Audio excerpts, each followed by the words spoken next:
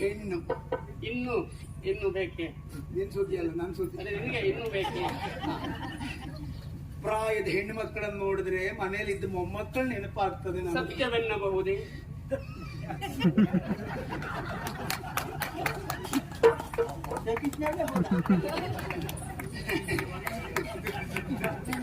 ಕೆಲವು ಚರ್ಯಗಳು ಅಂತ ಇರ್ತದೆ. ಪರಂಪರೆ. ನಾವು ಹೀಗೆ ಮಾಡಿದ್ರೆ ಸಾಕು, ಇವ ಅವರಿಗೆ ಮಗ ಅಂತ ಇತ್ತು. ಕೆಲವರು ಹಾಗಲ್ಲ, 3 ಸುತ್ತ ಬಂದೊಂದು ಗತ್ತಿನಲ್ಲಿ ಇಟ್ಟುಕೊಂಡ್ರೆ ಇವ ಅವರಿಗೆ ಮಗ ಅಂತ. ಬದಲಾವಣೆ ಏನ್ ಸಂತೋಷ ಗೊತ್ತಿಲ್ಲ. ಆ 3 ಸುತ್ತಿನ ಗತ್ತಿನ ಒಂದು ವಂಶದವರು 6 ಸುತ್ತಿಗೆ ಹೋಗಿ ಮತ್ತು ಬೆಳವಣಿಗೆ ಮಾಡಿ ಹೆಸರು ಪಡೆದದ್ದು ಬಹಳ ಸಂತೋಷ ಸಂಗತಿ. ಅದು ನಾ ಎಲ್ಲ ಕೇಳಿದ್ದೆ,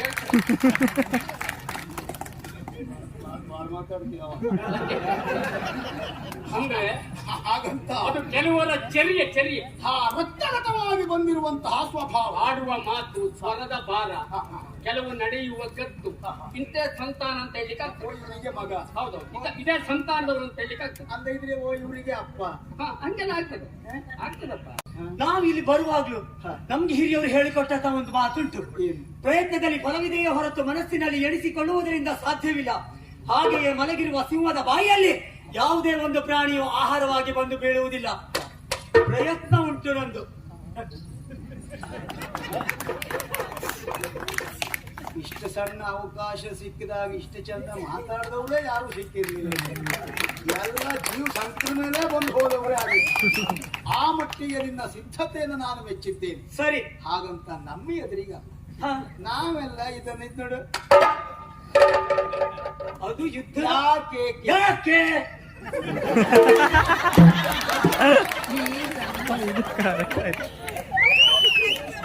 ಒಂದು ಗಟ್ಟಿತನ. ಅವನಿಗೂ 4 ಮಾತಾಡಬೇಕು. ಆಶ್ಚರ್ಯ ಇದು ಅಂತೇನೆ. ಅಲ್ಲದೆ ಇದ್ರೆ ಈ 3 ಬ್ರಾಹ್ಮಣರೇ ಹೌದಾ? ಬ್ರಾಹ್ಮಣರೇ ಹೌದು ಅಂತ ಆದ್ರೆ ಈ ರೀತಿಯ ಕಾಪಟ್ಯ ಇರುವುದಕ್ಕೆ ಸಾಧ್ಯವಾ? ಇವರ ಆಂಗಿಕವಾದಂತಹ ಚಲನೆ, ಆ ಕಣ್ಣಿನ ತೀಕ್ಷ್ಣತೆ, ದೈಹಿಕವಾದಂತಹ ಇವರ ವಸ್ತುಸ್ಥಿತಿಗಳು, ಇದನ್ನೆಲ್ಲ ಗಮನಿಸಿದ್ರೆ ಇವರು ಯಾರು ಬ್ರಾಹ್ಮಣರಲ್ಲ. ಬ್ರಾಹ್ಮಣ ವೇಷವನ್ನೇ ಧರಿಸಿ ನಮ್ಮನ್ನು ಮೋಸಗೊಳಿಸುವ ಉದ್ದೇಶದಿಂದಲೇ ಬಂದಿರುವ ಅರಸು ಮಕ್ಕಳಿವರು. ಎನ್ನೊಳು ತುರವ ಬಯಸಿಯೇ ಬಂದ ಊಪರಿವರು. ಎಲ್ಲೋ ನಮ್ಮ ಕೀರ್ತಿಯ ವಾರ್ತೆ ಕೇಳಿದರು.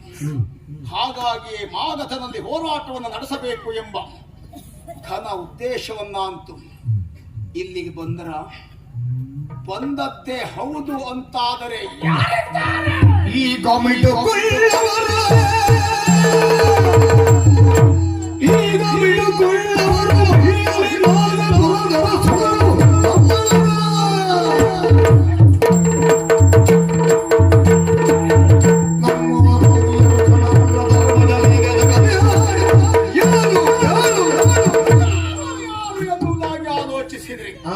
ನಮ್ಮಲ್ಲಿ ಮಾರಾಟವನ್ನು ನಡೆಸುವ ಘನ ಉದ್ದೇಶವನ್ನ ಇರಿಸಿ ಬರುವ ಅರಸು ಮಕ್ಕಳು ಯಾರಿದ್ದಾರೆ, ಯಾರಿಗಿದೆ ಆ ಧೈರ್ಯ? ಈಗಾಗಲೇ ಹೋರಾಟವನ್ನು ನಡೆಸಿ 87 ಮಂದಿ ಅರಸು ಮಕ್ಕಳನ್ನ ಕಾರಾಗೃಹದಲ್ಲಿ ಇರಿಸಿದ್ದೇನೆ. ನನ್ನ ಸೆರೆಮನೆಯಲ್ಲಿ 87 ಮಂದಿ ಅರಸು ಮಕ್ಕಳು ಸೆರೆವಾಸಿಗಳಾಗಿ ಅನುಭವಿಸ್ತಾ ಇದ್ದಾರೆ. ಹಾಗಾದ್ರೆ ಮತ್ಯಾರಿದ್ದಾರೆ ಹೊರಗಡೆ? ಯಾರು ಇಲ್ಲವಾ? ಇದ್ದಾರೆ. ಈಗ ಮಿಟುಕೊಳ್ಳವರು ಮಹಿಯಲಿ ನಾಗಪುರದ ರಸುಗಳು ಆ ಹಸ್ತಿನಾವತಿಯಲ್ಲಿದ್ದಾರೆ. ಯಾರು? ಸಾಮ್ರಾಟ್ ಸುಯೋಧನ. ಆ ಕೌರವ ಅವ ಒಬ್ಬ ಇದ್ದಾನೆ, ಸ್ವಲ್ಪ ನಮ್ಮ ಹಾಗೆ. ಎಲ್ಲಿಯಾದ್ರೂ ಹೋರಾಟ ನಡೆಸುವ ಉದ್ದೇಶದಿಂದ ಕೌರವನೇ ಬಂದನ? ಅವ ನಮ್ಮವನಾಗಿದ್ದಾನೆ. ಸ್ವಭಾವತಃ ನಮಗೂ ಅವನಿಗೂ ಒಂದು ಜಾತಿ ಹೊಂದಾಣಿಕೆ ಉಂಟು. ಹಾಗಾಗಿ ತೀರಾ ನನ್ನಂಥವನ ಮೈ ಮೇಲೆಲ್ಲ ಬಿದ್ದರೆ ಪರಿಣಾಮ ಏನು ಎನ್ನುವುದು ಅವನಿಗೂ ಗೊತ್ತು. ಆದ್ದರಿಂದ ಅವ ಬರುವುದಕ್ಕೆ ಸಾಧ್ಯ ಇಲ್ಲ. ಕೌರವ ಅಲ್ಲದೆ ಇದ್ದ ಮೇಲೆ ಅವನ ತಮ್ಮಂದಿರು ಆಟಕ್ಕುಂಟು, ಲೆಕ್ಕಕ್ಕಿಲ್ಲ. ಹೇಳ್ಕೊಳ್ಳಿಕ್ಕೆ 101 ಜನ, ಪ್ರಯೋಜನಕ್ಕೆ ಬರುವುದು 3-4 ಅಷ್ಟೇ. ಹಾಗಾಗಿ ಅಣ್ಣನ ಆಜ್ಞಾಧಾರಕರಾಗಿರುವಂತ ಅವರು ಯಾರು? ಮತ್ತೆ ನಮ್ಮಲ್ಲಿಗೆ ಹೋರಾಟಕ್ಕೆ ಬರುವುದಕ್ಕೆ ಸಾಧ್ಯ ಇಲ್ಲ. ಅವರನ್ನು ಬಿಟ್ರೆ ಅಲ್ಲಿಯೇ ಇಂದ್ರಪ್ರಸ್ಥದಲ್ಲಿದ್ದಾರೆ ಪಾಪದ ಪರದೇಶಿಗಳು, ಪಾಂಡವರು. ಆ ಕಡೆ ಅದು ಇಲ್ಲ, ಈ ಕಡೆ ಇದು ಇಲ್ಲ, ಅತಂತ್ರ ಸ್ಥಿತಿಯಲ್ಲಿದ್ದಾರೆ. ಎಲ್ಲಿಯಾದರೂ ತಮ್ಮ ಸ್ಥಾನ ಭದ್ರತೆಗಾಗಿ ನಮ್ಮನ್ನೇ ಹೋರಾಟದಲ್ಲಿ ಮಣಿಸಿದರೆ, ಏನಾದ್ರೂ ಗೆಲುವನ್ನ ಕಂಡುಕೊಂಡೆವು ಅಂತಾದ್ರೆ ಒಂದು ಸ್ಥಾನ ಸಿಕ್ಕಿತು ಎನ್ನುವ ಕಾರಣಕ್ಕಾಗಿ ಬಂದ್ರ ಬರಬಹುದು ಅಂತ ಯೋಚನೆ ಮಾಡಬಹುದು. ಬಿಟ್ರೆ ಸಾತ್ವಿಕನಾದಂತ ಧರ್ಮರಾಯ ಕೆಟ್ಟವನಲ್ಲ. ಅವ ತೀರಾ ಎಲ್ಲ ಕಾಲ್ಕೆರ ಜಗಳಕ್ಕೆ ಹೋಗುವ ಮನುಷ್ಯ ಅಲ್ಲ. ಹಾಗಂತ ಅವ ಒಳ್ಳೆಯವ ಬಿಟ್ರೆ ಅವನ ತಮ್ಮಂದಿರು ಒಂದು ಇಬ್ರು ಇದ್ದಾರೆ ತೆಗೆದು ಹಾಕಿದವರು. ಅಲ್ಲ, ಇರ್ಲಿಕ್ಕೆ 4 ಜನ ಇದ್ದಾರೆ. ಆ ಕೊನೆಯವರು ಇಬ್ರು ಲೆಕ್ಕಕ್ಕಿಲ್ಲ, ಮಧ್ಯದಲ್ಲಿದ್ದಾರೆ ಇಬ್ರು, ಭೀಮ ಮತ್ತು ಅರ್ಜುನ. ಅಯ್ಯೋ, ಏನ್ ಹೊಡೆದಾಟ ಹೋರಾಟ ಅಂದ್ರೆ ನಮ್ ಬಿಟ್ರೆ ಮತ್ತೆ ಬೇರೆ ಜನವೇ ಇಲ್ಲ ಅಂತ ತಿಳ್ಕೊಂಡಿದ್ದಾರೆ. ಎಲ್ಲೇ ಆದರೂ ಅವರೇ ಬಂದ್ರ ಅವನ ಕತೆ ಹೇಳಾಗಿದೆ. ಇವ್ರು ಬಂದ್ರ ಬರ್ಲಿಕ್ಕೆ ಸಾಧ್ಯ ಇಲ್ಲ. ಯಾಕೆ? ಅಣ್ಣ ಧರ್ಮರಾಯ ಹಾಕಿದ ಗೆರೆಯನ್ನವರು ದಾಟುವವರಲ್ಲ. ಆದ್ದರಿಂದ ಭೀಮಾರ್ಜುನರು ಬರುವುದಕ್ಕೆ ಸಾಧ್ಯ ಇಲ್ಲ. ಅವರನ್ನು ಹೊರತುಪಡಿಸಿದ್ರೆ ಯಾದವರು ಹಿಂದೆಮ್ಮೊಡನೆ ಅರಿಗಳಾಗಿ ಕಾದಿಹರು. ಅವರೊಬ್ಬರಿದ್ದಾರೆ ದ್ವಾರಕೆಯಲ್ಲಿ, ಬಲರಾಮ ಮತ್ತು ಕೃಷ್ಣ. ಅಯ್ಯೋ, ಒಂದಲ್ಲ ಎರಡಲ್ಲ 17 ಬಾರಿ ಅವರಲ್ಲಿ ಹೋರಾಟಕ್ಕಾಗಿ ನಾನು ಹೋಗಿದ್ದೆ. ಪಾಪಿಗಳು, ನಾವು ಹೋಗಿ ಹೋರಾಟಕ್ಕೆ ನಿಲ್ಲುವುದು, ಅಣ್ಣ ತಮ್ಮ ಓಡುವುದು. ನಾವು ಹೋರಾಟಕ್ಕೆ ಅಣಿ ಆಗುವುದು, ಇವರು ಓಡುವುದು. 17 ಬಾರಿ ಹೋದಾಗಲೂ ಪಾಪಿಗಳು ಓಡಿದ್ದೇ ಬಿಟ್ರೆ ಹೋರಾಟಕ್ಕೆ ಮತ್ತೆ ಬರಲಿಲ್ಲ. ಇತ್ತೀಚೆಗೆ ಅವರು ಸುದ್ದಿ ಇರಲಿಲ್ಲ. ಏನಾಗಿ ಹೋದ್ರು ಆತ್ಮಹತ್ಯೆ ಮಾಡ್ಕೊಂಡು ಸತ್ರೇನೋ ಅಂತ ಮಾಡಿದ್ದೆ.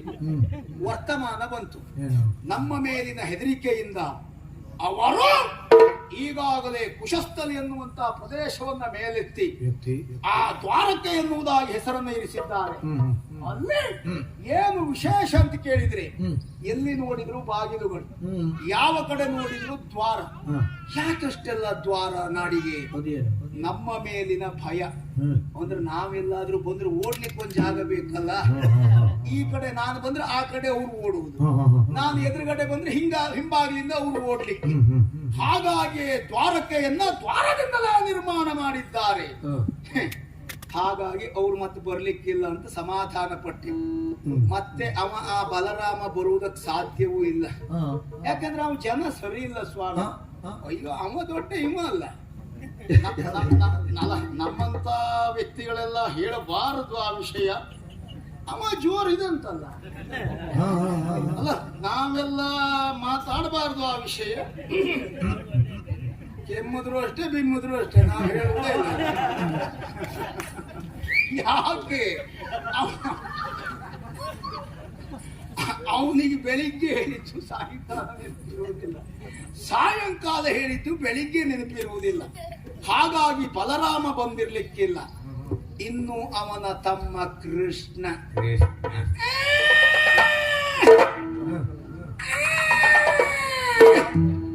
ಅವ ನಮಗೆ ಲೆಕ್ಕಕ್ಕೆ ಇದ್ದದ್ದಲ್ಲ. ನೊರಜು ಗಾಳಿಯಲ್ಲಿ ಹಾರಿಸಿ ಬಿಟ್ಟೇನು. ಸಾಗರೋಪಾಂತದ ಅರಸು ಮಕ್ಕಳು ನಾನು ಭೋಗಿಸಿ ಬಿಟ್ಟಿರುವಂತಹ ಮುತ್ತುಗಳು, ನಾನು ಧರಿಸಿ ಬೀಸಾಡಿದ ನನ್ನ ಪಾದರಕ್ಷೆಗಳು, ನಾನು ಧರಿಸಿ ಒಗೆದ ನನ್ನ ವಸನಗಳು. ಹಾಗಾದ್ರೆ ಯಾವ ಅರಸು ಮಕ್ಕಳು ಬರುವುದಕ್ಕೆ ಸಾಧ್ಯ ಇಲ್ಲ ಎನ್ನುವುದು ಸತ್ಯವೇ ಹೌದಾದರೂ ಈಗ ಇವರು ಬಂದಿದ್ದಾರಂತಾದರೆ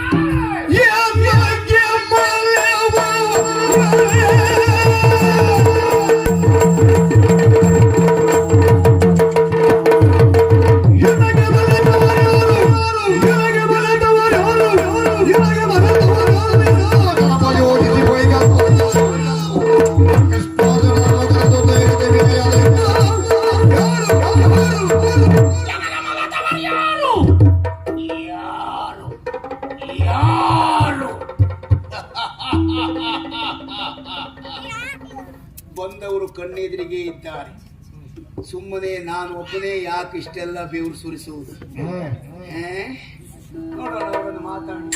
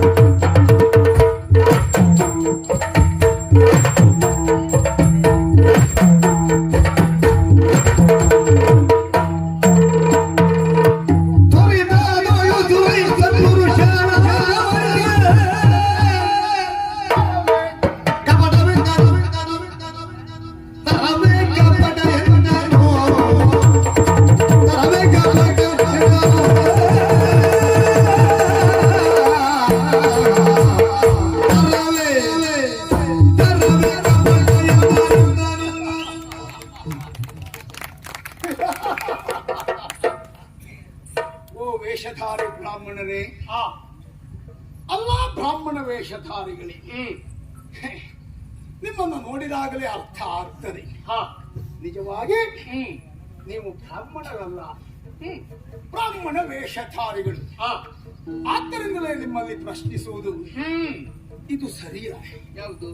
ನೀವು ವೇಷವನ್ನೇ ಧರಿಸಿ ನಮ್ಮನ್ನ ಮೋಸಗೊಳಿಸುವುದಕ್ಕೆ ಬಂದದ್ದು ಸತ್ಯ ಅಂತಾದ್ರೆ, ಬ್ರಾಹ್ಮಣರು ಸಜ್ಜನರು, ಸಾತ್ವಿಕರು, ಪೂಜಾರ್ಹರು, ಅಂತಹ ಪೂಜಾರ್ಹರಾಗಿರುವ ಬ್ರಾಹ್ಮಣ ವೇಷವನ್ನ ಧರಿಸಿ ಮೋಸ, ವಂಚನೆ, ಕಾಪಟ್ಯ ಇದು ತರವೇ? ಯಾಕೆ ಈ ರೀತಿಯಾಗಿ ಬಂದಿರಿ? ವೇಷಧಾರಿಗಳು ಮಾಡಲಿಕ್ಕಿಲ್ಲ, ತ್ವರಿತ ಬೇಗ ಹೇಳ್ಬೇಕು, ಹೇಗೆ ಹೇಳ್ಬೇಕು? ಆದಿತ್ತಪ್ಪ. ಜನಪರು ಕಪಟದೋಳ್ ಅಲ್ಲವೇ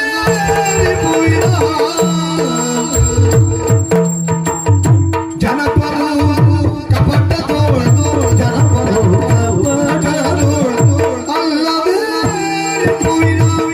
ಮನೆಯನು ಹೋಗುವರೆ ರಿಪುವಿನ ಮನೆಯನು ಹೋಗುವರೆ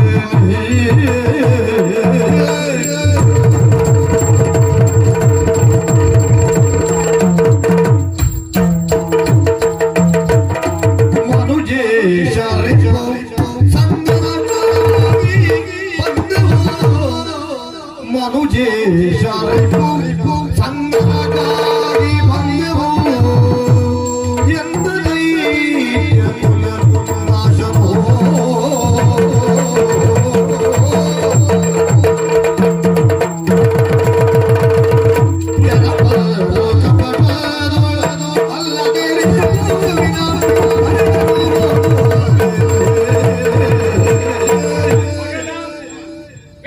ಹೌದು ಹೌದು. ಈ ವೇಷ ಎಲ್ಲಿಯವರೆಗೆ? ಪ್ರವೇಶಕ್ಕೆ ಮಾತ್ರ. ಏನು ಇವತ್ತು ಪ್ರವೇಶದ ಅನಿವಾರ್ಯತೆ ಬಂದದ್ದು ನಿಮಗೆ? ಬ್ರಾಹ್ಮಣರಿಗೆ ಮುಕ್ತದ್ವಾರ ಎಂಬ ಘೋಷಣೆಯನ್ನು ಕೇಳಿದೆವು. ಹಾಗಾಗಿ ಅದು ಅನುಕೂಲಕ್ಕೆ ಬಳಸಿಕೊಂಡದ್ದು. ಓಹೋ, ನಿನ್ನನ್ನೇ ಕಾಣುವುದಕ್ಕೆ. ಏನು ಕಾಣಬೇಕಾದ ಅಗತ್ಯ? ಕಪಟ ಸರಿಯೇ? ಸರಿಯೇ. ಜನಪರು ಕಪಟದೋಳಲ್ಲದೆ ರಿಪುವಿನ ಮನೆಯನ್ನು ಬೊಗುವರೇನು ಅಂದ್ರೆ ಸಾಮಧಾನ ಭೇದ ದಂಡ. ಹಾಗೆ ಕಪಟೋಕ್ತಿಯು ಒಂದು. ಹಾಗಾಗಿ ಈ ಕಪಟೋಕ್ತಿ ಯಾಕೆ? ರಿಪುವಿನ ಮನೆಯನ್ನು ವೈರ್ಯ. ನಮ್ಮ ಪಾಲಿಗೆ ನೀನು ವೈರಿ. ಇದು ನಿಮಗೆ ರಿಪುವಿನ ಮನೆ. ಶಿವ ಶಿವ. ನಿಮಗೆ ರಿಪುಗಣ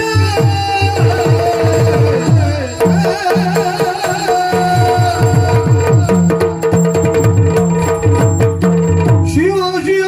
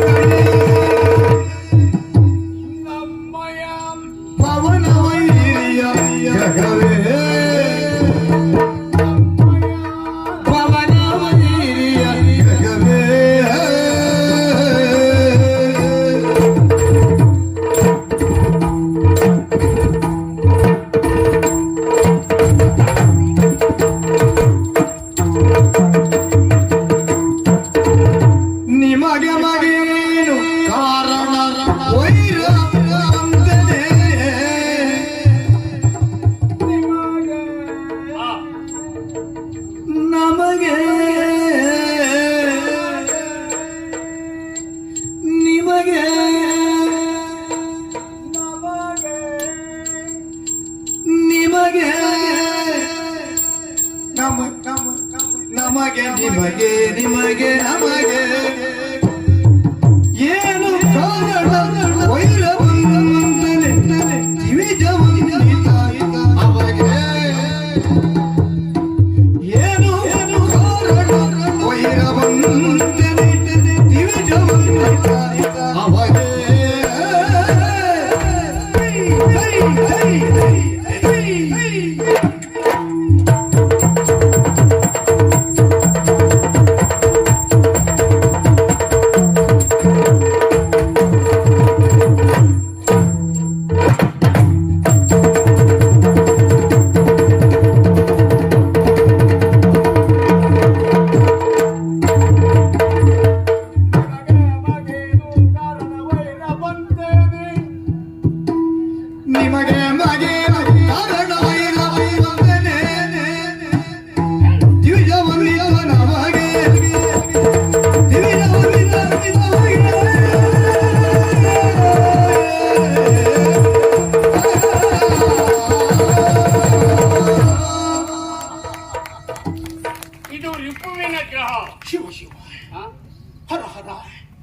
ಶಂಕರ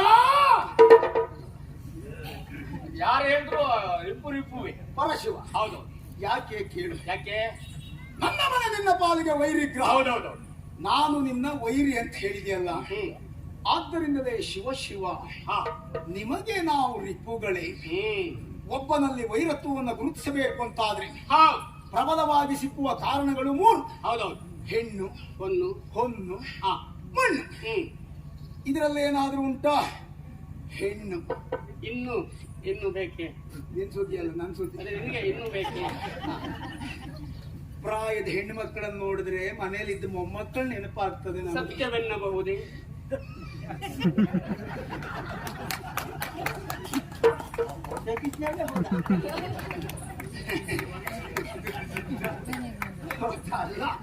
ಯಾಕೆಂದ್ರೆ ಹೆಣ್ಣನ್ನ ಬಯಸುವ ಪ್ರಾಯ ನಮ್ಮ ಅಲ್ಲಪ್ಪ ಈ ವಯಸ್ಸಲ್ಲಿ ಅಂತ. ಹೆಣ್ಣಿನ ಕಾರಣ ಬಿಡೋಣ. ಹೊನ್ನು ಬೇಕಾ? ಈಗ ಬೇಕಾ? ಇನ್ನು ನಮಗೆ ಬೇಕಾ? ಮನಸ್ಸು ಮಾಡಿದರೆ ದಿಗ್ವಿಜಯ ಸಾಧಿಸಿ ನಾವು ಗಳಿಸಿದ್ದೊಂದು ರಾಶಿ ಬಿದ್ದಿದೆ. ಮನಸ್ಸು ಮಾಡಿದ್ರೆ ಎಷ್ಟು ಕೊಡುವಷ್ಟುಂಟು. ಕೊಟ್ರೆ ಕೊಡುವುದಿಲ್ಲ, ಪ್ರಶ್ನೆ ಬೇರೆ. ಆದ್ದರಿಂದ ಹೊನ್ನು ಅಲ್ಲ, ಮಣ್ಣು. ನಮ್ಮ ಭೂಮಿಯೇ ನಮಗೆ ಮಾಡ್ಕೊಳ್ಳಿಕ್ಕಾಗದೆ ಯಾರ್ಯಾರೋ ಬೇಲಿ ಹಾಕ್ತಾ ಇದ್ದಾರೆ. ಹಾಗಾಗಿ ಮತ್ತೆ ನಮಗೆ ಮಣ್ಣಿನ ಆಸೆ ಇಲ್ಲ. ಜಾತಿ ಕಲಹ ಬಂಧು ದ್ವೇಷ ಹ್ಮ್ ಇದು ಯಾವುದೂ ಅಲ್ಲದೆ ಇದ್ದ ಮೇಲೆ ಆ ನಿಮಗೆ ನಮಗೆ ನಿಮಗೆ ನಮಗೆ ನಮಗೆ ನಿಮಗೆ ಏನು ಕಾರಣವೋ ಕಾರಣ ಇದೆ. ನುಡಿದನು ಹಲವು ಇಳಾದಿ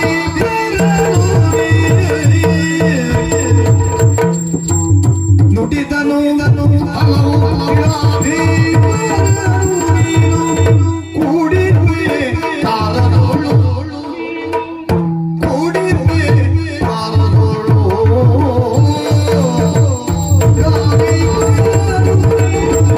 ಕೂಡಿರುವೆ ತಾರದೋಳು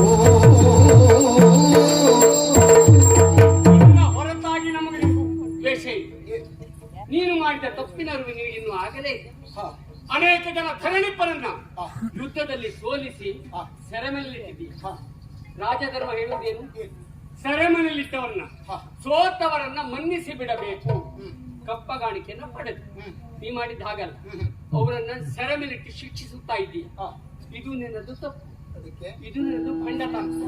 ಅದಕ್ಕೆ ಬಿಡು ಬಿಡು ಬಿಡು ಬಿಡು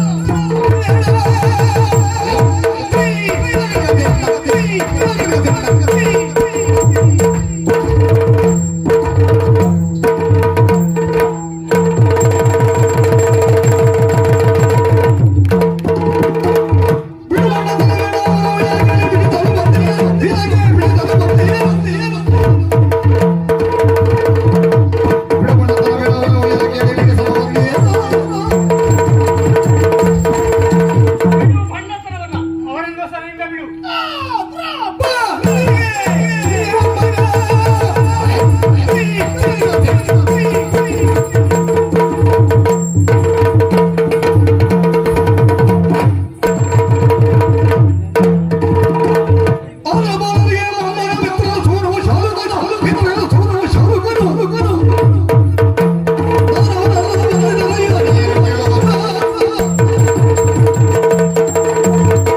ಹುಡುಗ, ಆ, ನಾನು ಸೆರೆಯಲ್ಲಿರಿಸಿರುವಂತಹ ಹ್ಮ್, ಅರಸು ಮಕ್ಕಳನ್ನು ಆ, ಬಿಡಿಸಿಕೊಳ್ಳುವ ಉದ್ದೇಶದಿಂದ ಹ್ಮ್. ಬಂದವ ನೀನು ಹೌದು ಅಂತ ಆದ್ರೆ ಆ, ಹ್ಮ್, ನೀನೇನು ಮಗನ ಆ, ಮೊಮ್ಮಗನ ಹ್ಮ್, ಅಜ್ಜನ ಹ. ಅಪ್ಪನ ಹ. ಮಾವನ ಹ. ನಿನಗೂ ಅವರಿಗೂ ಏನು ಸಂಬಂಧ ಹೇಳ ಮರೆತವರನ್ನು ಒಂದು ಮರೆಯ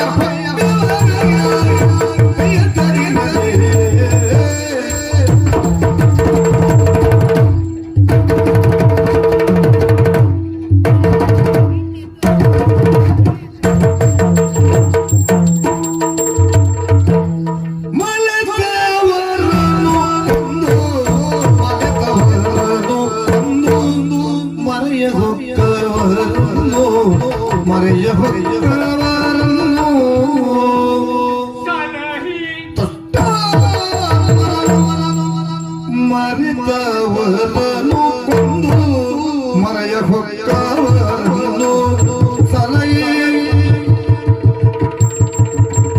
ಮರೆಯ ಹೊಕ್ಕವರನ್ನು ಸಲಹೆ ಕೃಷ್ಣಾತ್ಮ ತಲೆಗುಂಬುದೇ ಧರ್ಮವೋ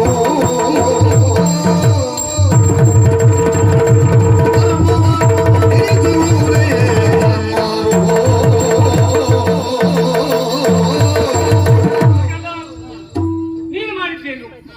ಮಲೆತವರನ್ನ ಕೊಂದು ಅನೇಕ ಜನರನ್ನು ನೀನು ಶಿಕ್ಷಿಸಿದ್ದೀಯ.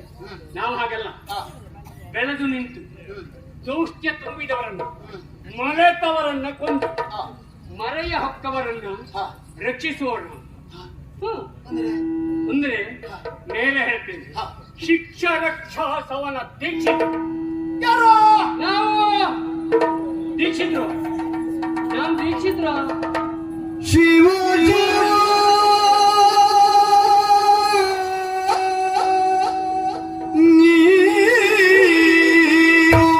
ಶಿಕ್ಷಾ ರಕ್ಷಾ ಸವಾದಿ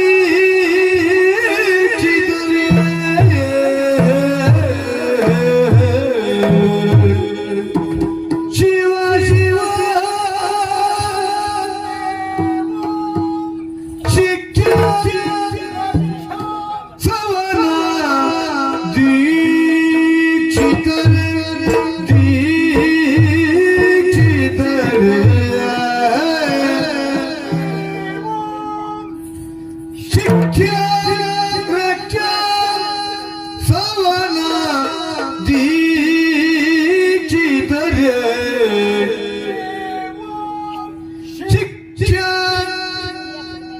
ರಕ್ಷಾ ಸವನ ದೀಕ್ಷಿತರೇ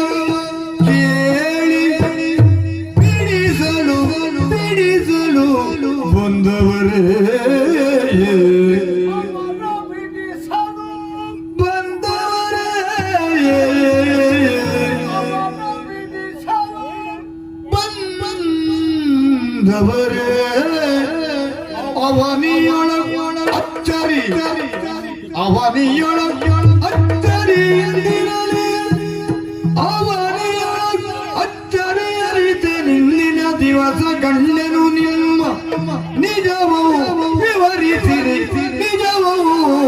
ವಿವರಿಸಿರಿ ಶಿವ ಶಿವ ಶಿವ ಶಿವ ಶಿವ ಶಿವ ಶಿವ ಶಿವ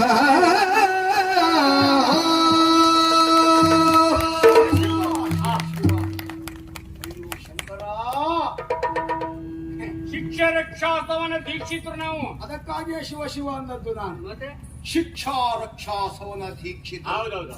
ಹಾಗಾದ್ರೆ ನೀವು ಯಾವ ದೀಕ್ಷಿತರು ಎನ್ನುವುದು ನಮಗಿರುವ ಪ್ರಶ್ನೆ. ಈ ಪ್ರಪಂಚದಲ್ಲಿ ಕೆಲವರಿಗೆಲ್ಲ ಹೆಸರು ಬರುವುದಕ್ಕೆ ಕಾರಣ ಹೌದಪ್ಪ, ಒಂದು ಊರಿನಿಂದ ಬರುವುದು, ಹೌದು. ಇನ್ನೊಂದು ತಂದೆಯಿಂದ ಬರುವುದು, ಸತ್ಯ. ಇನ್ನೊಂದು ಮಾಡುವ ಉದ್ಯೋಗದಿಂದ ಬರುವುದು ಹೌದೌದು. ಅಲ್ವಾ? ಹಾ. ಈಗ ನೀವು ದೀಕ್ಷಿತರು ಅಂತಾದ್ರೆ ಹಾ. ಯಾವ ಅರ್ಥದಲ್ಲಿ ದೀಕ್ಷಿತರು? ಹಾಗೆ ಹಾಗೆ. ದೀಕ್ಷಾಬದ್ಧರಾದ ದೀಕ್ಷಿತರು ಹಾ. ಅಥವಾ ಯಾವುದಾದ್ರೂ ಪುಣ್ಯ ಕ್ಷೇತ್ರದಲ್ಲಿ ಇಷ್ಟು ವರ್ಷ ಕಾಲ ಕಳೆದು ಆ ಕ್ಷೇತ್ರವನ್ನು ತೆಗೆದು ಬೇರೆ ಕ್ಷೇತ್ರದ ಮೇಲೆ ಕಣ್ಣಿಟ್ಟುಕೊಂಡು ಹೊರಟ ದೀಕ್ಷಿತರು. ದೀಕ್ಷಿತ ಅಂತ ಬರುವುದಲ್ಲ, ತೆಗೆದ್ಮೇಲೆ ಬರುವುದಲ್ವೋ, ಇಷ್ಟು ಇಡುವಾಗ ಬರುವುದು ಮಾರಾಯ. ಅವನಿಗಿರ್ತದೆ, ಅವನು ಹೋದಲ್ಲಿ ತೆಗೆದು ಬರುವುದು ಅಂತ ಹೇಳಿದ್ದು ನಾನು. ಅದು ನಮ್ಗೆ ಗೊತ್ತಿಲ್ಲ, ನಮಗೆ ಗೊತ್ತಿದ್ದದ್ದನ್ನು ಹೇಳಿದ್ದು. ಅನುಭವದ ಮಾತು. ಖಂಡಿತ ಹೌದು. ಹಾ. ಯಾಕೆಂದ್ರೆ ನಿನ್ನಂಥವರು ಅನೇಕರು ಬಂದು ಹೋಗಿದ್ದಾರೆ. ಹಾಗೆ. ಹಾ. ಆಮೇಲೆ ಹಾ. ಹೆಸರಿನಲ್ಲಿ ನಾವು ಚರ್ಚೆ ಮಾಡುವುದಿದ್ರೆ ಹೌದಪ್ಪ, ಯಜ್ಞ ಮಾಡುವವರು ದೀಕ್ಷಿತ ಯಾಜಿಗಳು. ಹಾ. ಹಾಗಂತ ಎಲ್ಲಾ ಯಾಜಿಗಳು ಯಜ್ಞ ಮಾಡ್ಕೊಂಡಿದ್ದಾರೆ? ಇಲ್ಲಪ್ಪ, ಹೆಸರೆಲ್ಲ ಇದ್ದಾರೆ. ಎಷ್ಟು ಜನ ಇಲ್ಲ? ಖಂಡಿತ. ಹಾಗಾದ್ರೆ ಮಾಡುವ ಉದ್ಯೋಗಕ್ಕೂ ಹಾ. ಹೆಸರಿಗೂ ಒಂದಕ್ಕೊಂದು ಸಂಬಂಧ ಇಲ್ಲ ಎನ್ನುವುದು ಸ್ಪಷ್ಟ. ಕೆಲಸ ಇರುವುದಿಲ್ಲ. ಅದಕ್ಕಾಗಿ ಆಶ್ಚರ್ಯ, ನೀವು ದೀಕ್ಷಿತರೇ ಹೌದು ಅಂತಾದ್ರೆ ಹಾ. ಈ ಧರಿತ್ರೀಥವರ ಅರಸ ಮಕ್ಕಳ ಹುಯಿರನ್ನ ಕೇಳಿ ಹಾ. ಅವರನ್ನ ಬಿಡಿಸುವುದಕ್ಕೆ ಬಂದದ್ದು ಅಂತ ಹೇಳಿದ್ರೆ ಹಾ. ನಾವದನ್ನ ಸುಲಭವಾಗಿ ಒಪ್ಪುವುದಕ್ಕೆ ಸಾಧ್ಯವೇ ಇಲ್ಲ. ಮೋಸ ಮಾಡಿದರೆ ಜಾಗ್ರತೆ. ಹೇಳಿ ನಿಜವನ್ನು. ಯಾರು ಅಂತ ದಿವಿಜವಂದಿತ ದೇವನು ದಿವಿಜವಂದಿತ ದೇವನು ಬಳಿಕೆಂದ ನಮಗೆ ನಾವು ಸುರಗರನು ಬಳಿಕೆಂದ ನಮಗೆ ನಾವು ಸುರಗರನು ಪಾರ್ಥೈವ ಕೊಡು ಬರುಳು ದುರವನು.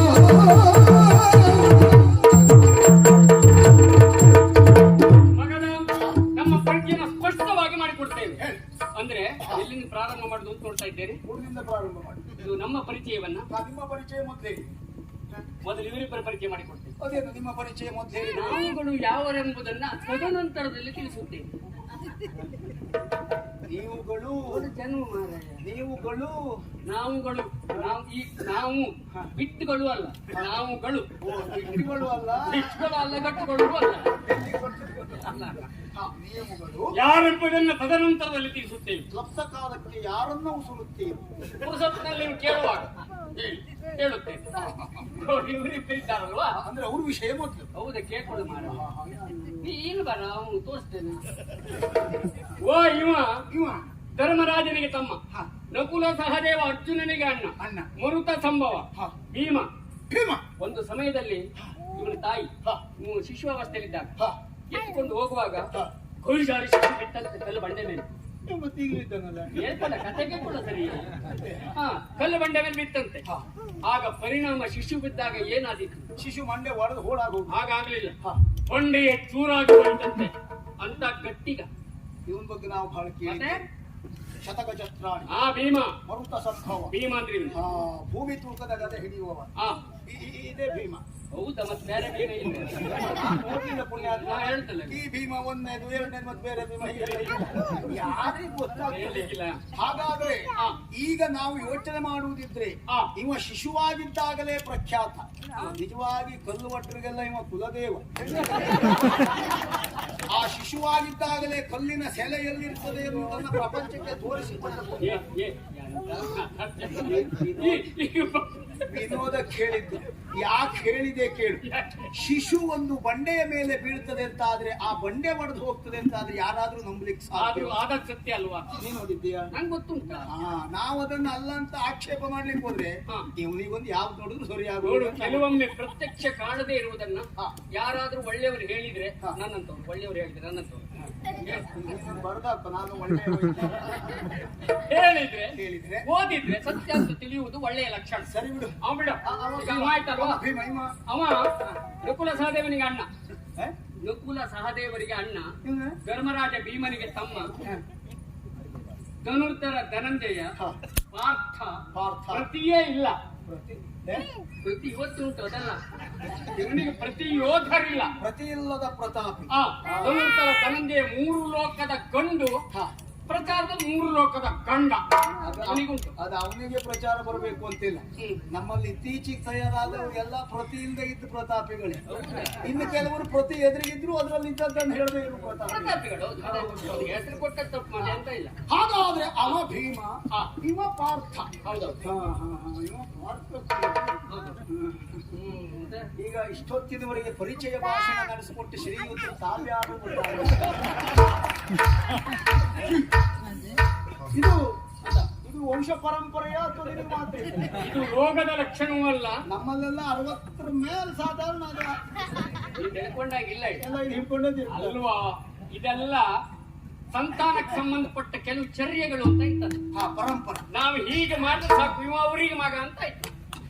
ಕೆಲವರು ಹಾಗಲ್ಲ, 3 ಸುತ್ತ ಬಂದೊಂದು ಗತ್ತಿನಲ್ಲಿ ಇಟ್ಟುಕೊಂಡ್ರೆ ಇವ ಅವರಿಗೆ ಮಗ ಅಂತ. ಬದಲಾವಣೆ ಏನ್ ಸಂತೋಷ ಗೊತ್ತುಂಟ? ಆ 3 ಸುತ್ತಿನ ಗತ್ತಿನ ಒಂದು ವಂಶದವರು 6 ಸುತ್ತಿಗೆ ಹೋಗಿ ಮತ್ತು ಬೆಳವಣಿಗೆ ಮಾಡಿ ಹೆಸರು ಪಡೆದದ್ದು ಬಹಳ ಸಂತೋಷ ಸಂಗತಿ. ಅದು ಎಲ್ಲ ಕೇಳಿದ್ದೆ.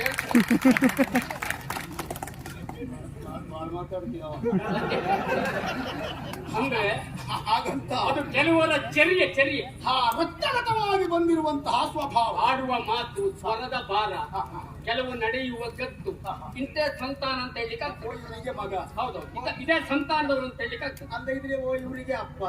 ಹಂಗೆಲ್ಲ ಆಗ್ತದಪ್ಪ, ಖಂಡಿತ ಆಗ್ತದೆ. ಹಾಗಾಗಿ ನನ್ನ ಪರಿಚಯ ಮೇಲೆಷ್ಟುಂಟ ಕೆಳಗೂ ಅಷ್ಟೇ ಉಂಟು, ಕೆಳಗೆಷ್ಟುಂಟ ಮೇಲೂ ಅಷ್ಟೇ ಉಂಟು.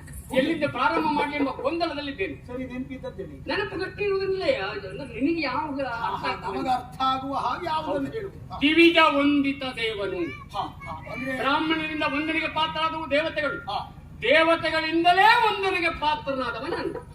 ನೀನೊಬ್ಬ ಪೂಜಾರ್ಹ ಎನ್ನುವುದು ಹೇಳಿದಾಗ ಆಯ್ತು ಬಿಟ್ಟು ನಿನ್ನ ಹೆಸರು ಗೊತ್ತಾಗ್ತದೆ. ಅಲ್ಲ, ಪಕ್ಕನ ಪೂಜಾರ ಅಂತ ಹೇಳೋಕ್ಕಿಂತ ಇಷ್ಟು ವಿವರಣೆ ತಪ್ಪಿ ಹೋಗ್ತದಲ್ಲ. ಆದ್ರೂ ನಮಗೆ ಬೇಕಾದದ್ದು ನಿನ್ನ ನಿಜ ನಾಮಧೇಯ. ಹೌದು, ವಸುದೇವ ದೇವಕ್ಕೆ ಕಂದನಾಥರಿಂದ ವಾಸುದೇವ ಅಂತ ಕರೀತಾರೆ. ನಮ್ಮ ವಾಸುದೇವ. ಅದೇ ನಮ್ಮಲ್ಲಿ ಎಲ್ಲ ಭಜನೆ ಮಾಡ್ತಾರೆ ನಿನ್ನ ಬಗ್ಗೆ. ವಾಸುದೇವ ಪ್ರಭು, ಓಂ ನಮೋ ಭಗವತಿ ವಾಸುದೇವ ಅಂತ ಬೇರೆ ಅದಲ್ಲ. ಆಮೇಲೆ ಕೃಷ್ಣ ಅಂತ ಕರೀತಾರೆ, ವೇಣುಗೋಪಾಲ ಅಂತ ಕರೀತಾರೆ. ಅದು ನೀನೆ ಓಣಿಗೋಪಾಲ. ಓಣಿಯಲ್ಲಿ ಓಡುವ ಕಡೆ ಕೊಡಬಿಡಿಯಲ್ಲಿ ಓಣಿಯಲ್ಲಿ ಗೋಪಾಲ, ಹಾಗಾಗದು ಓಣಿಗೋಪಾಲ.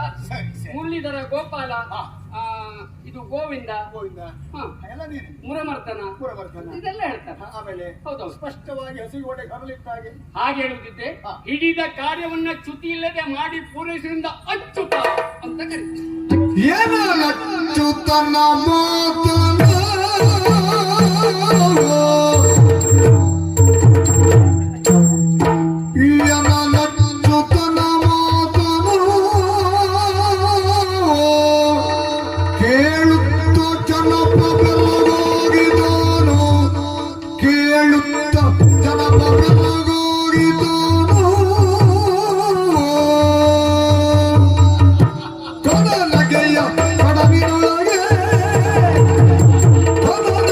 ಕಡವಿನೊಳಗೆ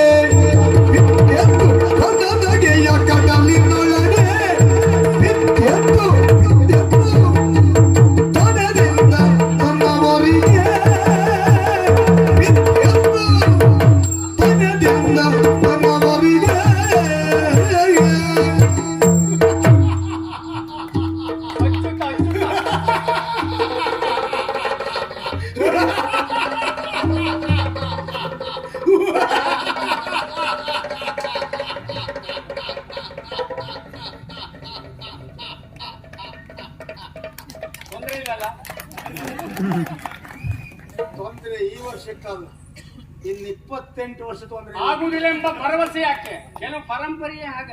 ಗಟ್ಟಿ ಬಹಳ ತಾಗಿಸ್ಕೊಂಡು ಮಾತಾಡ್ತಿದ್ದ. ಅಲ್ಲ, ಯಾಕೆ ಕೇಳು, ಕನನಗೆಯ ಕಡಲಿನೊಳಗೆ ಬಿದ್ದೆದ್ದು ನನಗೆ ಸಂತೋಷ ಆಗ್ತಲ್ಲಿ. ಬೀಳುವರು ಅನೇಕ ಜನ ಇದ್ದಾರೆ, ಬಿದ್ದ ತಕ್ಷಣ ಹೇಳುದುಂಟಲ್ಲ, ಅದು ಬಹಳ ಒಳ್ಳೆ. ಅಲ್ಲ, ಬಿದ್ದವರು ಕೆಲವರು ಹೇಳುವವರು ಇದ್ದಾರೆ. ಆದ್ರೆ ಈ ಪ್ರಪಂಚಕ್ಕೆ ಬೀಳುವುದಿದ್ರೆ ಹೇಗೆ ಬೀಳಬಹುದು, ಎದ್ದ ಮೇಲೆ ಹೇಗೆ ಎದ್ದು ನಿಲ್ಲಬಹುದು ನಾವು ನಮ್ಮ ನೋಡಿ ಕಲಿಬೇಕು ಅವರೆಲ್ಲ. ಅದೆಲ್ಲ ಪರಂಪರೆ ಇರಬಹುದು. ಈಗ ನಾನು ಯೋಚಿಸುವುದು ಅಚ್ಯುತ, ನಿನ್ನ ಬಗ್ಗೆ ನಾವು ಬಹಳ ಕೇಳಿದ್ದೇವೆ. ಹೌದಾ? ಈ ಖನನಗೆಯ ಕಡಲು ಯಾಕೆ? ವ್ಯಕ್ತಿಯೊಬ್ಬನ ಬಗ್ಗೆ ನಾವು ಕೇಳಿರ್ತೇವೆ, ಮುಖತಃ ಅವನನ್ನು ನೋಡಿರುವುದಿಲ್ಲ. ಆಕಸ್ಮಿಕವಾಗಿ ಅವನನ್ನು ಕಂಡಾಗ ಇವನ ಆಶ್ಚರ್ಯ. ಹಾಗಾಗಿ ಖನನಗೆಯ ಕಡಲಿನೊಳಗೆ ಬಿದ್ದಿದ್ದಿ ಅಂದ್ರೆ ನಿನ್ನ ಬಗ್ಗೆ ಬಹಳಷ್ಟು ಕೇಳಿದ್ದೇವೆ, ನಿನ್ನ ವಿಷಯದಲ್ಲಿ ನಾವು ಸಾಕಷ್ಟು ತಿಳಿದಿದ್ದೇವೆ. ಚ್ಯುತರಾಯರು ಎಲ್ಲ ನೀನೆ. ನಾನು ಮಾತ್ರ ಆಶ್ಚರ್ಯಚಕಿತನಾದದ್ದಲ್ಲ, ನಮ್ಮ ಸಭೆಯನ್ನು ನೋಡು. ಹೌದೌದು, ಎಲ್ಲ ಅವರಷ್ಟಕ್ಕೆ ಅವರು ಗುಸು ಗುಸು ಪಿಸು ಪಿಸು ಗುಸು ಗುಸು ಪಿಸು ಪಿಸು ಮಾಡ್ತಾ ಇದ್ದಾರೆ. ಯಾಕೆ ಹೀಗೆ ನಮ್ಮ ಒಡೆಯನದ್ದು ಅಂತ? ಅಲ್ಲ, 87 ಆಗಿತ್ತು, ಇವತ್ತು 90 ಆಗ್ತದೆ ಅಂತ ಮಾತಾಡ್ತಾ ಇದ್ದಾರೆ ಅವರು. ನನಗೆಲ್ಲೂ ಕೇಳಲಿಲ್ಲ, ಇರಬಹುದು. ನಮ್ಮವ್ರ ಮಾತು ನಮಗೆ ಮಾತ್ರ ಕೇಳುವುದಲ್ಲ. ಹಾಗಾಗಿ ನಮ್ಮವರಿಗೆಲ್ಲ ನಿಮ್ಮ ವಿಷಯದಲ್ಲಿ ನೀನ್ ಯಾರು ಎನ್ನುವುದನ್ನ ಮನವರಿಕೆ ಮಾಡಿಸಿ ಬರ್ತೇನೆ.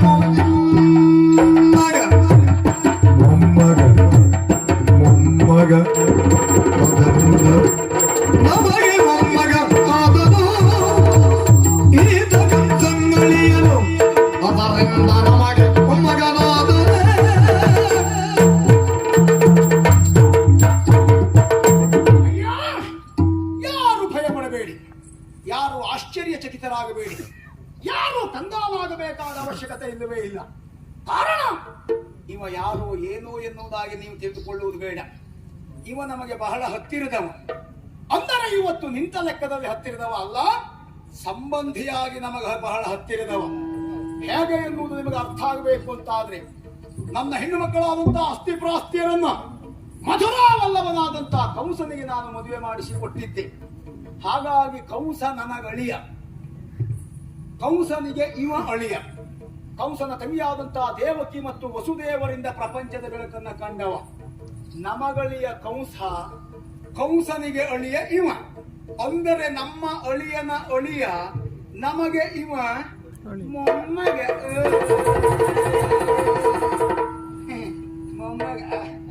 ನೋಡಿ, ಮೊಮ್ಮಗನ ಬಾಯಿ ಅಂದ್ರೆ ಇಲ್ಲಿವರೆಗೂ ಅಂತ.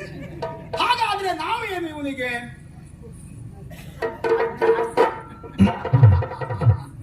ಅಜ್ಜ ಮೊಮ್ಮಗನ ಜೋಡಿ ಅಂತೂ ಇವತ್ತು ಗೊತ್ತಾಯ್ತು.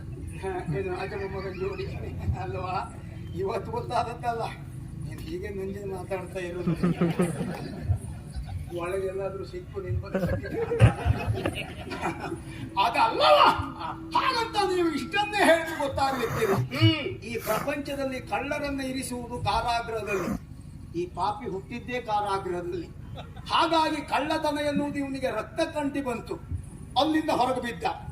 ಮನೆಯಲ್ಲಿರುವಾಗ ಮನೆಯಲ್ಲಿಯೇ ಸಿಕ್ಕದಲ್ಲಿ ಕೈಗೆ ಸಿಕ್ಕದೇ ಇರುವ ಹಾಗಿಟ್ಟಿರುವ ಹಾಲು ಮೊಸರು ಬೆಣ್ಣೆ ಕದ್ದ.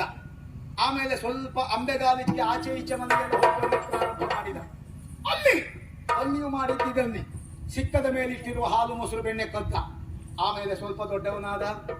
ಹಾಗೆ ದೊಡ್ಡವನಾದಂತಹ ನನ್ನ ಮೊಮ್ಮಗ ಒಂದು 4-6 ಜನ ಗಂಡು ಮಕ್ಕಳನ್ನು ಸೇರಿಸಿಕೊಂಡ, ಒಂದು ಸಣ್ಣ ಮೇಳ ಮಾಡಿದ. ನಮ್ಮ ಕುಟುಂಬದಲ್ಲಿ ಬಹಳ ಸಣ್ಣ ಪ್ರಾಯದಲ್ಲಿ ಮೇಳ ಮಾಡಿದವ ಇವನೇ, ಬಹಳ ಅನುಭವಿ. ಹಾಗಂತ ಇವ ನನ್ನ ಬಲರಾಮ. ಆಮೇಲೆ ಇವ 4-6 ಗೋಪಾಲಕರು ಎದ್ಕೊಂಡು ಹೊರಟರು. ಹಾಲು ಕದ್ದ, ಬೆಣ್ಣೆ ಕದ್ದ, ಮೊಸರು ಕದ್ದ, ಕಳ್ಳತನ ಅಲ್ಲಿ ಇಲ್ಲಿ. ಸ್ವಲ್ಪ ಬೆಳೆಯುತ್ತಾ ಬಂದ. ಆಮೇಲೆ ಹೆಣ್ಮಕ್ಳೆಲ್ಲಿದ್ದಾರೆ ನೋಡುವುದಕ್ಕೆ ಪ್ರಾರಂಭ ಮಾಡಿದ. ಹೆಣ್ಮಕ್ಳು ಸೀರೆ ಕದ್ದ, ಹೆಣ್ಮಕ್ಳು ಕುಪ್ಪಸ ಕದ್ದ, ಆಮೇಲೆ ಹೆಣ್ಮಕ್ಳನ್ನೇ ಕದ್ದ. ವಯಸ್ಸಿಗೆ ಸಂಬಂಧಪಟ್ಟು ಉದ್ಯೋಗದಲ್ಲಿ ಉತ್ತೀರ್ಣತೆ. ನೀವು ಸೊತ್ತು ಹೋದ್ರಲ್ಲೂ ಉತ್ತೀರ್ಣತೆ. ಮಾನ ಹೋದ್ರು ಮರ್ಯಾದೆ ಹೊಡಿಬೇಕು ಅನ್ನುವುದು ಅತ್ಯಮ. ಹಾಗೆ ಆಗೊಂದು ಕೆಲವು ವರ್ಷ ಎಲ್ಲಿ ನೋಡಿದ್ರು ಇವನದ್ದೇ ಸುದ್ದಿ. ಒಂದು ಅವಳನ್ನು ಕದ್ದ, ಇಲ್ಲಿ ಇವಳನ್ನು ಕದ್ದ ಅಂತ.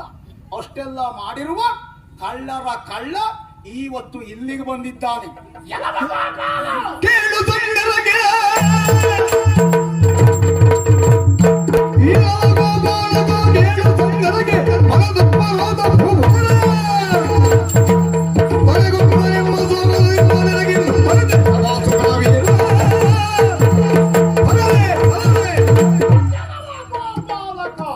ನಿನ್ನ ವಿಷಯವನ್ನೆಲ್ಲ ನಾವು ತಿಳಿದಿದ್ದೇವೆ.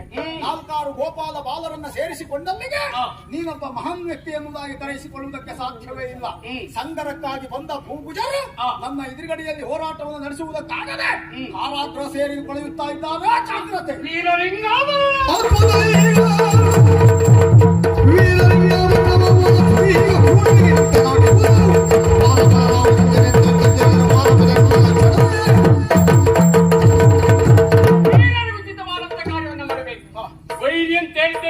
ಯುದ್ಧ ಮಾಡುವುದಕ್ಕಾದ್ರೆ ಮಾಡು. ಏನೆಲ್ಲ ಪೂರ್ಣ ನೀವು ಒಬ್ಬನೇ ಮುಗಿಸ್ಕೊಂಡು ಹೋಗುವುದಾ? ಪಾಪ ಮಕ್ಕಳು ಅಷ್ಟು ಆಯ್ತು. ಏನಾದ್ರು ಒಂದು ಅವಕಾಶ ಅವ್ರಿಗೆ ಕೊಟ್ಟೇನೆ ನೋಡು. ಒಬ್ಬೊಬ್ರು ಮುಖ ನೋಡ ನಿಂತ ನಿಂತ ನಿಂತ ಏ ದೇವ್ರೆ ಏನೋ ಆಗ್ತದೆ ಅಂತ ಬಂದ್ರೆ ಈ ವರ್ಷ ಹೀಗೆ ಆಗೋಯ್ತು. ಅವನಿಗೆ ಗೊತ್ತಾದ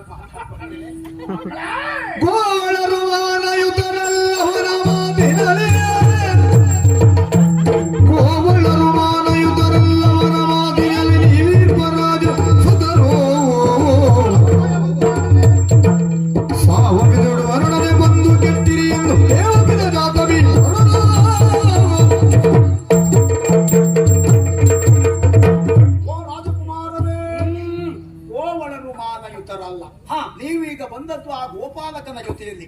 ಆ ಗೋಪಾಲಕರು ಅಂದ್ರೆ ಮಾನ ಮರ್ಯಾದೆ ಬಿಟ್ಟವರು. ಅವ್ರಿಗೆ 6 ಹೆಚ್ಚಲ್ಲ 3 ಕಡಿಮೆ ಅಲ್ಲ. ಆದ್ರೆ ನೀವು ಕ್ಷತ್ರಿಯರು. ಕ್ಷತ್ರಿಯರಾದಂತಹ ನೀವು ನಿಮ್ಮ ಯೋಗ್ಯತೆಗೆ ಅನುಗುಣವಾಗಿ ಕ್ಷತ್ರಿಯನನ್ನೇ ಸೇರಿಕೊಳ್ಳಬೇಕು ಬಿಟ್ರೆ ಆ ಗೋಪಾಲಕನನ್ನು ಸೇರಿಕೊಳ್ಳಬೇಡಿ. ಒಂದು ಮಾತು ಕೇಳಿದ್ದೀರಾ? ಏನು? ಆಯುಷ್ಯ ತೀರಿದವನ ಜೊತೆಯಲ್ಲಿ ದೋಣಿ ದಾಟುವುದಕ್ಕೆ ಹೋದ್ರೆ ಆಯುಷ್ಯ ಗಟ್ಟಿ ಇದ್ದವನಿಗೂ ಊಟದ ನೀರಂತೆ. ಅವ ಮೊದ್ಲೇ ಅವಧಿ ಮುಗಿದವ. ಅವನ ಜೊತೆ ಹೋಗಿ ನೀವು ಅದೇ ಆಗಬೇಡಿ. ನಾವಿದ್ದೇವೆ, ನಮ್ಮನ್ನು ಸರಿ ನೋಡ್ಕೊಳ್ಳಿ. ದೊಡ್ಡ ದೊಡ್ಡ ಅವಕಾಶ ಎಲ್ಲ ನಿಮಗೆ ಹಾಕ್ತೇನೆ.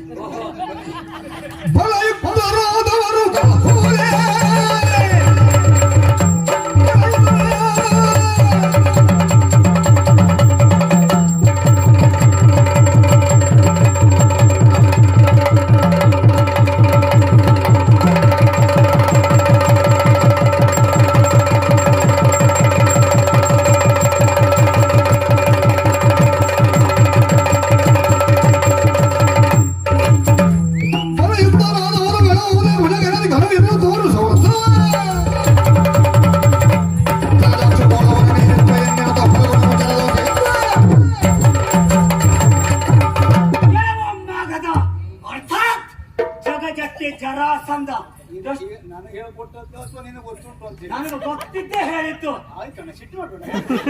ಹೇಳುವುದಲ್ಲ, ಕೃಷ್ಣನ ಕುರಿತಾಗಿ ನೀನು ಇಂತಹ ಮಾತುಗಳನ್ನು ಆಡ್ತಾ ಇದ್ದೀಯ. ಕೃಷ್ಣ ಏನು ಎತ್ತ ಎನ್ನುವುದು ಚೆನ್ನಾಗಿ ಅರ್ಥ ಮಾಡಿಕೊಂಡವನು ನಾನು. ಚೆನ್ನಾಗಿ ಹೌದು, ಅರ್ಥ ಮಾಡಿಕೊಂಡವನು ನಾನು. ಹಾಗಾಗಿ ನಿನ್ನಲ್ಲಿ ಹೇಳ್ತಾ ಇದ್ದೇನೆ. ಆಯ್ತು ಪ್ರಭು. ಏನು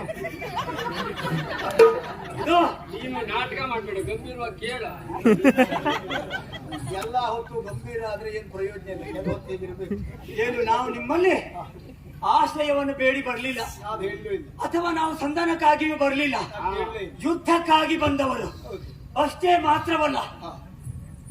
ಈಗ ನಿನ್ನ ಎದುರಲ್ಲಿ ಮಾತಾಡೋರು ಯಾರು? ಅರ್ಜುನ, ಪಾರ್ಥ, ದಶನಾಮಾವಳಿಗಳನ್ನ ನನ್ನ ಶಿರದ ಮೇಲೆ ಧರಿಸಿದವನು. ನಿನ್ನಲ್ಲಿ ಸಾಮರ್ಥ್ಯ ಉಂಟು ಅಂತ ಆದ್ರೆ, ಕೆಚ್ಚದೆಯ ಕಿತ್ತಿದ್ದದೆ ಹೌದಾದ್ರೆ ಹೋರಾಟ ಮಾಡ ನನ್ನಲ್ಲಿ. ಒಳ್ಳೆ ಮಾತಾಡಿದ್ದಿ. ನೀನು ಏನು ಮಾಡ್ತಿ ಎನ್ನುವುದಕ್ಕಿಂತ ನೀನು ಇಷ್ಟು ಚಂದ ಮಾತಾಡಿದ್ದೆ ನನಗೆ ಬಹಳ ಸಂತೋಷ. ಹಾಗಾಗಿ ನಿನ್ನಲ್ಲಿ ಹೋರಾಟ ಮಾಡಬಾರ್ದು ಅಂತಲ್ಲ. ಯಾಕೆ? ನಿನಗೊಂದು ಬುದ್ಧಿವಾದದ ಮಾತನ್ನು ಹೇಳಿದ್ ನಾನು. ಯಾರು ಯಾರಲ್ಲಿ ಯಾರನ್ನು ಸೇರಿ ಇರಬೇಕು ನಮ್ಮ ಜೊತೆಗೆ ಬಂದದ್ದಾದ್ರೆ ಒಂದ್ 4 ವರ್ಷದಲ್ಲೇ ಮೇಲೆ ಬೀಳುತ್ತೇನೆ ಅಂತ ಒಂದು ಬುದ್ಧಿವಾದ ಮಾತು ಹೇಳಿ, ಇಲ್ಲ ನಾನು ಅಲ್ಲೇ ಹಾಳಾಗಿ ಹೋಗ್ತೇನೆ ಎನ್ನುವ ಭಾವನೆ ಇದ್ದು ನಾವೇನ್ ಮಾಡ್ಲಿ? ವಿಚಾರ ಮತ್ತುಂಟು. ನಾವು ಇಲ್ಲಿ ಬರುವಾಗ್ಲೂ ನಮ್ಗೆ ಹಿರಿಯವರು ಹೇಳಿಕೊಟ್ಟಂತ ಒಂದು ಮಾತುಂಟು, ಪ್ರಯತ್ನದಲ್ಲಿ ಫಲವಿದೆಯೇ ಹೊರತು ಮನಸ್ಸಿನಲ್ಲಿ ಎಣಿಸಿಕೊಳ್ಳುವುದರಿಂದ ಸಾಧ್ಯವಿಲ್ಲ. ಹಾಗೆಯೇ ಮಲಗಿರುವ ಸಿಂಹದ ಬಾಯಿಯಲ್ಲಿ ಯಾವುದೇ ಒಂದು ಪ್ರಾಣಿಯು ಆಹಾರವಾಗಿ ಬಂದು ಬೀಳುವುದಿಲ್ಲ. ಪ್ರಯತ್ನ ಉಂಟು ನಂದು. ಇಷ್ಟು ಸಣ್ಣ ಅವಕಾಶ ಸಿಕ್ಕಿದಾಗ ಇಷ್ಟು ಚಂದ ಮಾತಾಡಿದವರೇ ಯಾರು ಸಿಕ್ಕಿರ್ಲಿಲ್ಲ. ಎಲ್ಲ ಜೀವ ಸಂಖ್ಯೆ ಮೇಲೆ ಬಂದು ಹೋದವರೇ ಆಗಿತ್ತು. ಆ ಮಟ್ಟಿಗೆ ನಿನ್ನ ಸಿದ್ಧತೆಯನ್ನು ನಾನು ಮೆಚ್ಚಿದ್ದೇನೆ. ಸರಿ, ಹಾಗಂತ ನಮ್ಮ ಎದುರಿಗ ನಾವೆಲ್ಲ ಇದನ್ನ ನೋಡು, ಅದು ಯುದ್ಧ. ಯಾಕೆ ಯಾಕೆ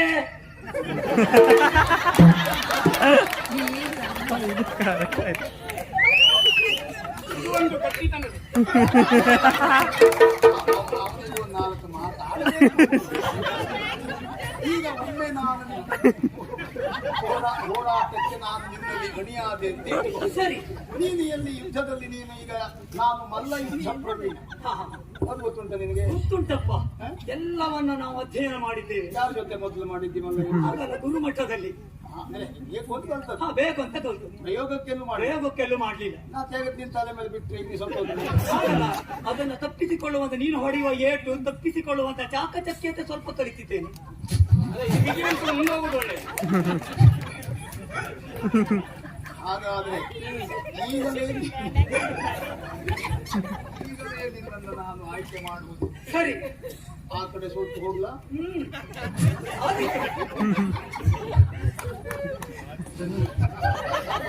ಬಲರಾಮನೇ ಗೆಲ್ಲಿದ ನನಗೆ ಮಗನ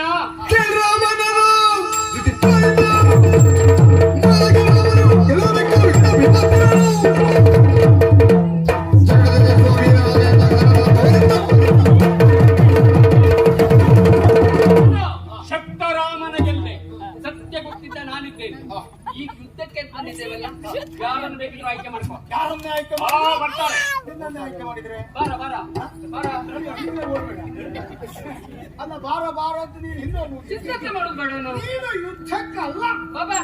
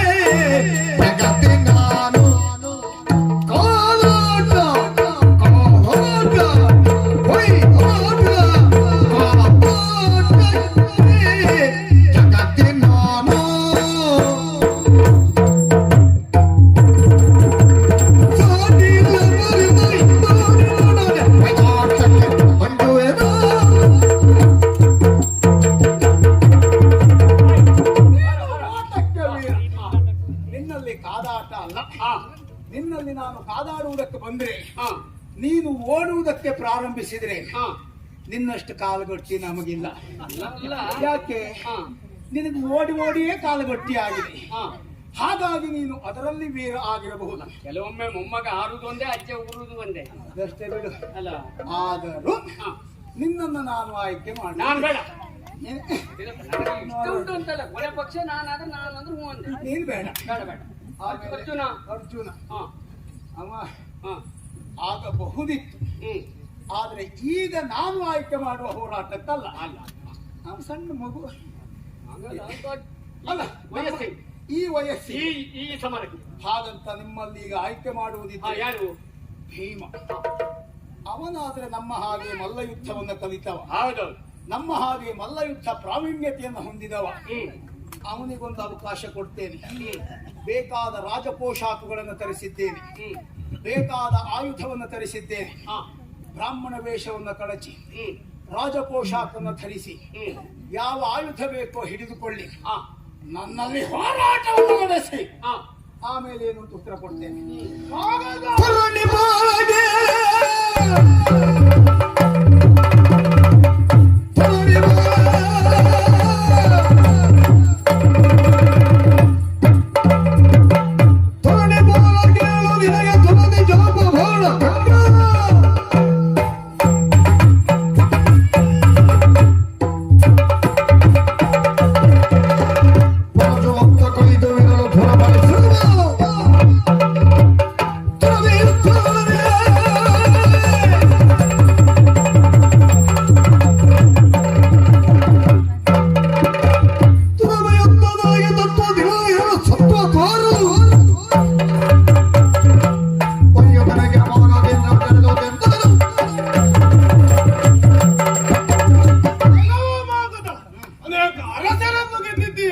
ಅವರನ್ನ ಸೆರೆಮನೆಯಲ್ಲಿಟ್ಟಿದ್ದೀಯ ಎಂಬ ಕಾರಣಕ್ಕಾಗಿ ನಿನ್ನನ್ನು ಸೋಲಿಸುವವರು ಯಾರು ಅಂತ ಭಾವಿಸಬೇಡ.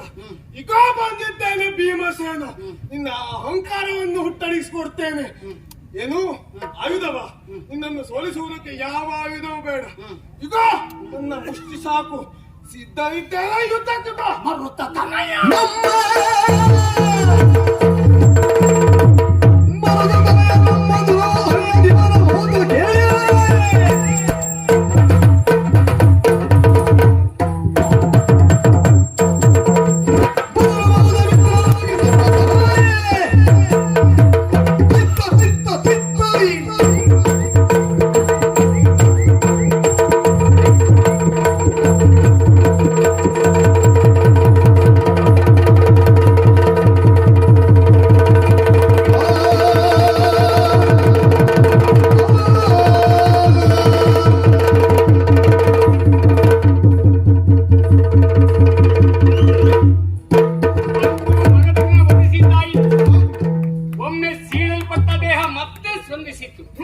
ಜರೆ ಎನ್ನುವ ರಕ್ಕಸಿ ಇವನ ಹೋಳಾದ ದೇಹವನ್ನ ಸಂಧಿಸಿದ ಕಾರಣದಿಂದ ಜರಾಸಂಧ ಎಂಬ ಹೆಸರು ಇವನಿಗೆ ಬಂತು.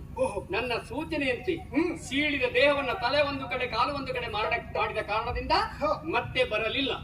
ಅಂತೂ ರಾಜಸ್ವಾಧ್ವರ ಮಾಡುವುದಕ್ಕೆ ಕಂಠಕ ಪ್ರಾಯನಾದ ಮಗದನನ್ನ ವಧಿಸಿದ್ದಾಯಿತು. ಈ ಸಂತೋಷವನ್ನ ಅಣ್ಣನಿಗೆ ಹೇಳುವ